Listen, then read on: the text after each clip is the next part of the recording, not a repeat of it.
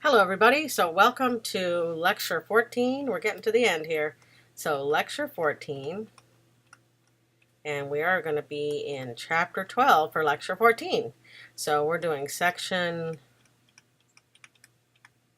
12.1. Now, lecture 13 was just the very first part of chapter 11. And that's because, Fourier series and all the things that's very cool and very interesting. But we really just don't have time to cover that. So if I were you, I would read the rest of that chapter or just keep it on the back burner so that next time you hear about Fourier series, you know where to look. But the whole idea of orthogonal functions is so important that I thought would be a good idea to at least cover that. So that's chapter 11.1. But now we're moving on to chapter 12, and we're not going to cover the whole of chapter 12 either. But I do want you to get some basics of partial differential equations, and that's what we're doing in chapter 12. Okay, so this part of the lecture is really just about kind of your introduction to partial differential equations. Now, some of you have already seen some. If you've already had quantum mechanics, you've seen some. If you've already had maybe advanced classical mechanics, you may have seen that. Okay, so let's take a look. We're going to look at partial differential equations, and they look a little bit, and we're actually only going to deal with second order, by the way. Okay, just FYI. So they'll look something like this, and you'll have, a partial differential of this function u, and we write them in a very specific form here with a coefficient, and then plus b times a partial differential of u, but now with respect to both x and y. So x and y are the independent variables. There's two of them. U is actually a function of both variables. I'll write that down in a second, but let's just keep going. And then plus c partial squared u partial y squared.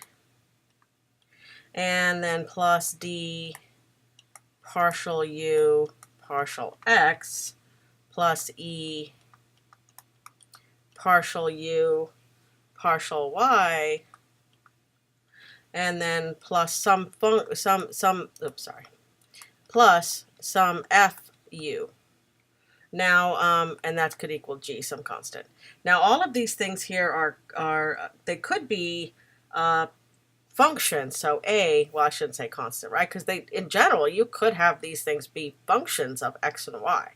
A, B, C, D, E, F, and G could all be functions of x and y. U is a function of x and y, so the thing that we're after is a function of x and y. Okay, and in general, like we said, the A, B, C, and A through F and G could also be functions. And of course, if g is 0, this is homogeneous. If g is not 0, it's non-homogeneous, just like our other equations. And note that this is linear because there's no term that, say, goes as, partial u partial x squared, right? Like, take this and square it. That would be a nonlinear equation. So we are only going to deal with linear partial differential equations, okay? And we'll see how far we're going in this with these guys in a second, but we really do need to talk about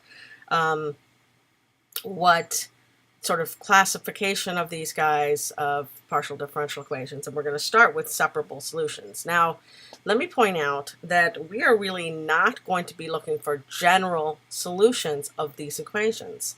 This tends to be much harder than for our nice, regular, ordinary differential equations, right?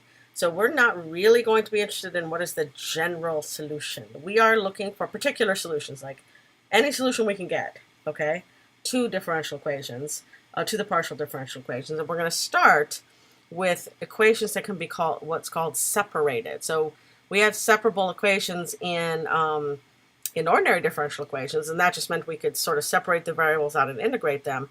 Similar in some sense. But really what it means is if you have a separable equation, right, then you can write u, the function we're after, as a product of two functions that only depend on the independent variable, on one independent variable. So notice this big X is a function, but it's only a function of X, and this big Y is a function, but it's only a function of Y. Separable refers to the fact that you're trying a solution where U of X and Y is a product of these two functions. So that's what separable means. All right, so let's just do an example, right? So an example, we're going to look at the equation partial squared u partial x squared is equal to 4 partial u partial y. Okay? All right, and we're going to try our solution right here. So what I'm going to do is I'm going to take this and substitute it in for u, right? Take these things and substitute them in for u. Coming down here, so I have partial squared, and then I have x, and I'm going to drop the little of x here, and y, and this is derivatives, partial derivative with respect to x squared is equal to 4 times partial x y partial y. Okay, now here notice that x is the only thing that has an x in it, right? Y does not. I can pull y right out of the integral. Right out of the differentiation. So we're going to pull that out, and we have partial squared x partial x squared, and I'll do the same thing over here. The only thing that has a y in it is this thing, so the x can come out. So I have 4 times big X times partial big Y partial y. Okay, now also notice that because this x, this function only depends on x, we don't need the partial anymore. We can write this as ordinary differentiation. So d squared x dx squared. And then here we can do the same thing with the y function. Dy dy. Okay. Now the next step in separation is kind of always the same. You want to divide by u, so divide by xy. So let's see, we're going to do that on both sides, obviously. So I'm going to divide by xy here, and I'm just going to do it right here. X, y, and here. X, y. And you notice that I'll cancel out my y here, and I cancel out my x here. And I get 1 over x, big X, d squared, big X, dx squared, and then equals 4 over big Y, dy, d little y. Okay? Now, here's the big part, the sort of secret to separation, the separation method of doing partial differential equations. Right here at this point, everything on this side only depends on x. Everything on this side only depends on y. So imagine that over here I change x a little bit, right? Remember there's an equal sign here. If I change x a little bit here, nothing changes over here, so this equal sign will not hold. Same thing here. If I change y here, nothing changes over here because there's no y's, and the equal sign will not hold. So the only solution to this is if both of these equal the same constant. And it's convention to write that constant as minus lambda. So I set 1 over x d squared. Let me just make sure I'm doing this right. Okay. Yeah, d squared x dx squared equal minus lambda. Okay, and we have 4 over y dy is equal to lambda. Sorry, minus lambda. They're both equal to the same constants. The only way that equal sign can ever hold in this situation. Okay. Okay, so now it gives me two equations. Let's write them down over here. I'm going to pull the x over here and the y over here. Okay. All right, so feel like I have a 4 in the wrong place. Oh, interesting. Okay. Okay, just FYI, in the solution in the book for this example, they pulled the 4 over here. Anyway, doesn't really matter. Okay, so over here, I'm going to have the equation d squared. Okay, so we have d squared x dx squared. And then, and I'm going to multiply by x up here, and then I'm going to bring the lambda x over. So we have plus lambda x equals 0. And then we have a second equation here, and I'm going to bring y over 4 over here, and then bring it all over. So we have dy d little y, and then plus lambda over 4 y equals 0. So now we have two perfectly ordinary differential equations, but we have to think about what lambda could be.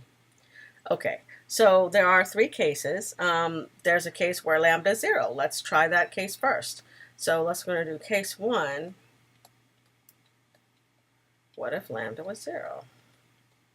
What happens then? Well, we get two differential equations, one that looks like this, d squared big X dx squared equals 0, and dy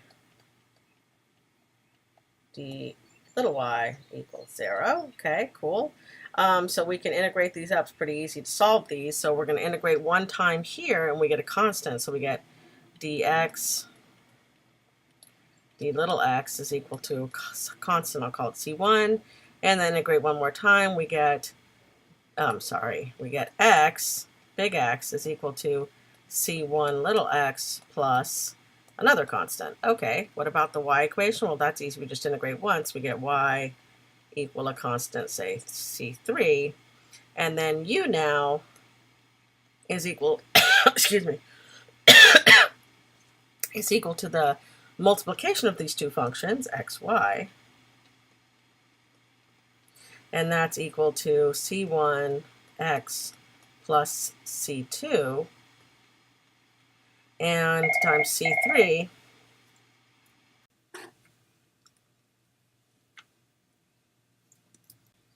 Okay, so here we have these two, this is the two solutions multiplied together, and of course we can actually rewrite this, right? Okay, so you can rewrite this in just terms of different constants. So I can say, you know, a x plus b, right?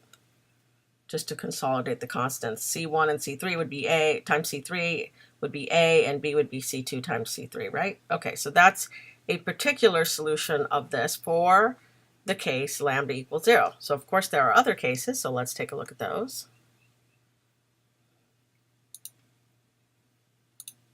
All right, so let's look at case 2. So we have case 2. And this is if lambda is equal to a negative number. And I write this in terms, we've done this before, where we write lambda as minus alpha squared to make it very clear that lambda is negative, because alpha squared, of course, is positive. Okay, then we have our two differential equations, and I'm writing them down again. So we have x double, the second derivative of x with respect to x squared plus lambda x equals 0, and then the other one was d squared, or sorry, no, just dy. Let me get rid of that. Okay. It was just dy dx, dy dy, plus lambda over 4y equals 0. Okay, now if we put in lambda equal minus alpha, so we get two new equations. We had d squared x dx squared plus, or sorry, minus alpha squared x equals 0, and dy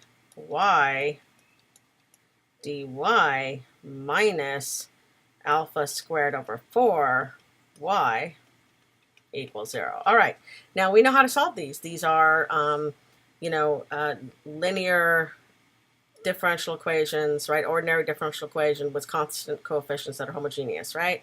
Super easy to solve. We let x equal e to the mx, right? So big X is e to the mx. We substitute in, we get m squared minus lambda squared equals 0, right?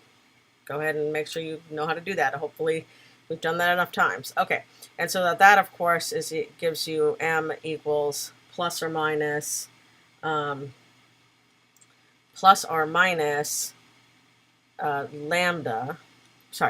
alpha, what am I saying? Alpha. Okay, and then over here, again, same thing, e to the m, we let big Y equal e to the my, right? Substitute in, we get m minus lambda squared over 4 is equal to 0, which gives m equal alpha squared over 4. Okay, cool. All right, so now we know what our solutions are. So we have x is equal to c1e to the alpha t plus c2e to the minus alpha t. And just remember that whenever you have added exponentials like this, you're always free to write. You could write this as some other c3 cosh of alpha t and plus c4 sinh of alpha t, right? So because the fact that e to the alpha t is cosh alpha t plus sinh alpha t. Right? Okay. But you're always free to write this, and your book writes this solution. All right. What about the y? Well, the y one is pretty simple. We have y is equal to e to the alpha squared over 4t, right? Okay, so and I should, put a constant in front of there, so like c4 or c5, sorry. I'll use this solution, so that means that u of x and y is, of course, x, our big X times our big Y, which now is C3 cosh of alpha t plus C4 sinh of alpha t, and then times C5 e to the alpha squared over 4t. And then I can make these into better constants, so I can say, e to the alpha squared over 4t times a cosh of alpha t plus b sinh of alpha t, where of course we've identified C3 times C5 is A and C4 times C5 is B. Just nicer looking. Okay, so there's our another solution. That's the solution when lambda equals minus alpha squared. Of course, there's one more case, so let's do that. And that's case 3. And that is, of course, let's write our equations one more time. So d squared x dx squared plus lambda x equals 0, and dy, big Y, dy plus lambda over 4, big Y, equals 0. Okay, so case 3, of course, is where you have lambda, let's see if I've got my cases right, yeah, lambda equal alpha squared, okay, so that's obviously lambda's positive. Okay, so let's put those into our equations. We have d squared x, big X, dx squared, and then plus alpha squared x equals 0, and we also have dy, big Y, dy plus alpha squared over 4y equals 0. And of course, we're going to solve the way we've always solved these homogeneous linear differential equations with constant coefficients. again, x equal e to the mt. Substituting in, we get m squared plus alpha squared equals 0. And this gives me m equal plus or minus I alpha, right? And then here I get y, of course, again, equals e to the mt. And I get m plus alpha squared over 4 equal 0, which gives me m equal minus alpha squared over 4. Okay. So now I can write down my solutions, right? Okay. So over here, of course, I have e big X is equal to some constant e to the I alpha t, sorry, plus c2 e to the minus I alpha t. And of course, you can always write this in terms of cosines and sines, because e to the I alpha, right, or in this case, let's say alpha t, is cosine of alpha t plus I sine of alpha t. And that's why we can do this. So we get some other constant, c3 cosine of alpha t plus c4, some other constant, sine of alpha t. Okay, so we'll use that solution. I mean, you don't have to, but that's what the book does. And it's also real. It doesn't have any eyes floating around. All right, so, and then the y, right, is just e to the minus alpha squared over 4t. So the u of x and y is big X times big Y. And that's equal to, I should put a constant here, so C5.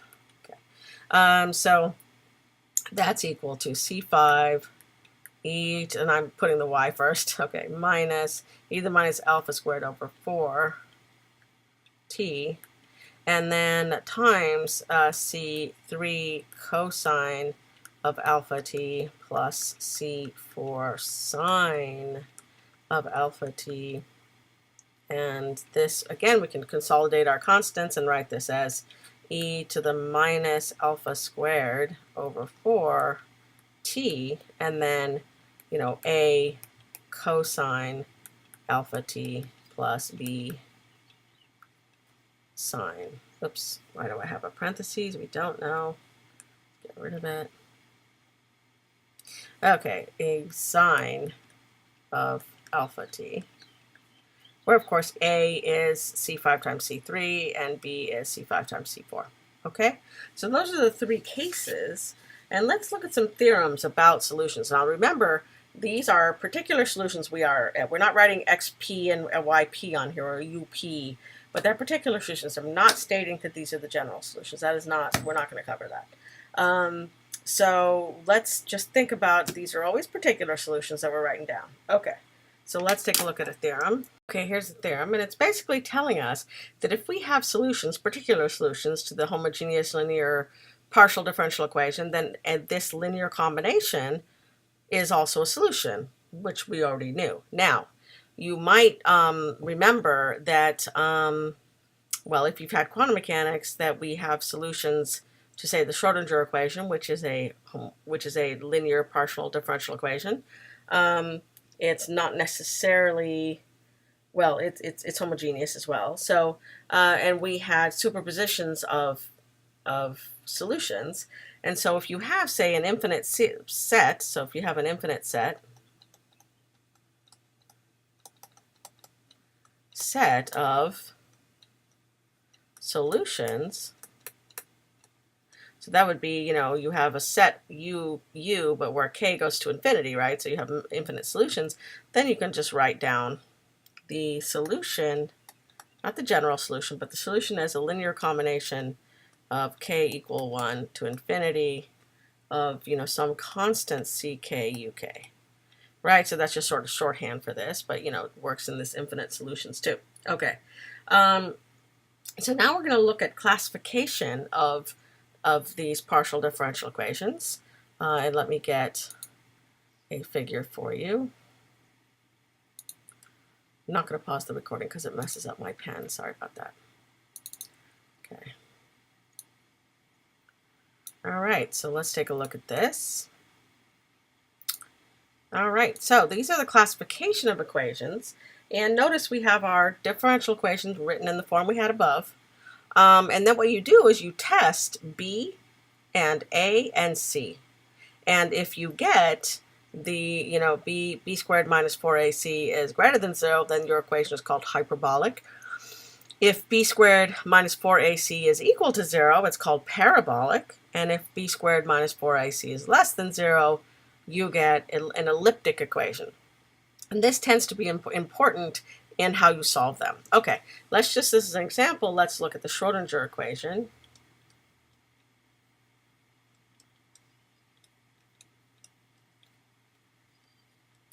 Okay, and I'm going to write it, so remember that is d squared, or partial squared, psi, partial x squared, minus an h bar squared over 2m here. And then plus some v of x and t, and then psi, where psi is a function of, and I'm just using one dimensional, by the way. Psi is a function of x and t as well, so it's like capital psi. And then this is equal to h bar over I believe. I always forget this part. Partial psi, partial t. Let me check that. Okay, so yes, here we go. This is supposed to be, I'm using the wrong end of the pen. This is actually, let me erase here. Yeah, it's supposed to be IH bar. I always forget that.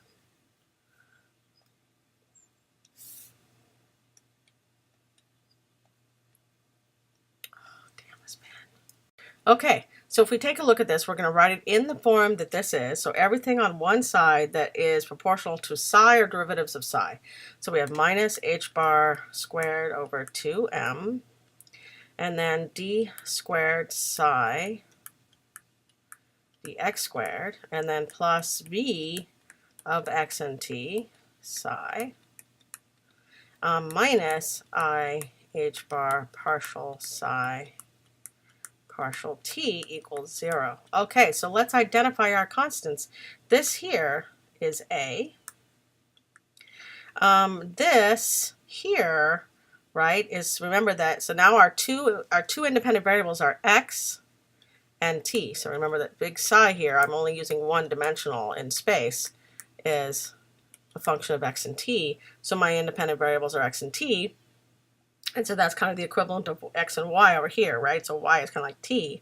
And so this is the constant e, right? And this is, well, is, not the constant, right? These could be functions. This is the function f. And g is 0. All right. So if we look over here, right, A is less than 0 because h bar squared is positive and m is the mass of the particle. That's not going to be negative. And so we've got A is less than 0, right? So if we have A less than 0, right? And what about C? Where's C? Well, oh boy, we don't have a C, right? We do not have d squared psi dt squared here. So actually, C is 0. So we get C equals 0, right? So that means that we're in this situation here. It doesn't even matter what A is, right? Because C is 0, and this is, pen is being insane again. Oh my God. Okay, right, so it's parabolic. So this is a parabolic equation.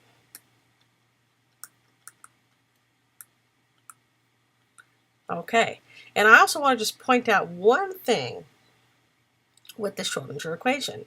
Now, because this equation here, this term here may depend on time, you cannot use separation of variables to solve this equation. The only time you can is if you restrict this v, which is the potential energy function, for those of you who remember this. If you restrict this to just be a function of x, then you can use separation to solve this. Otherwise, you cannot. Okay, anyway, but it's still a parabolic equation. So that's kind of interesting to look at the types of different equations. Okay, and there's an example in your book, the last example in 12.1, which you can also look at to just classify equations. Okay,